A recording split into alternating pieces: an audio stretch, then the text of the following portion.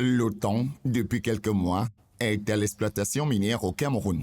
Une thématique qui n'a pas échappé à Gustave Vin, qui nous plonge dans cet univers à problème à travers son roman Solinx à ciel ouvert.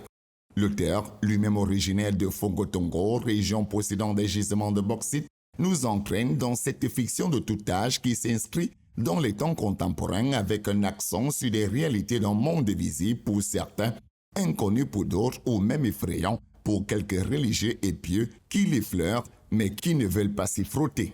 Solinx à ciel ouvert nous amène à Efonda, village imaginaire où la grogne des populations est grande.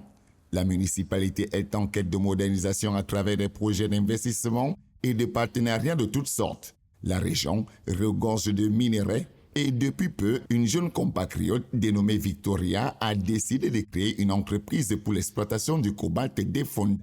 Elle peut compter sur l'entreprise de son père, le milliardaire Gilbert Talla, et sur le consortium Tenex-Enco, dont son époux David Téné est l'un des actionnaires, mais pas sûrement sur le colonel Mbouan, dont le souvenir de la relation reste encore poignant. Le colonel Sévéran Mbouan Okonzon, un militaire à la retraite, est devenu prénom de quelques magnates de la finance et des hommes au pouvoir dans toute la sous-région.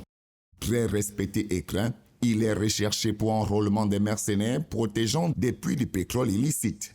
L'auteur nous transporte dans une saga d'histoire rocambolesque, de malgouvernance, de trafic d'influence, des couloirs du mystère de la foi, du jeu du pouvoir et aussi des amours et de l'argent.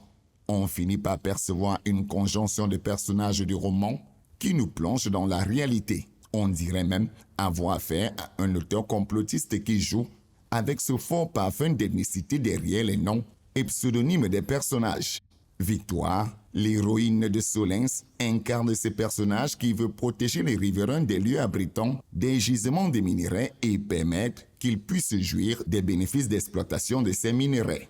Solinx à ciel ouvert, édité chez Arterial, est le troisième roman de Gustave Vin.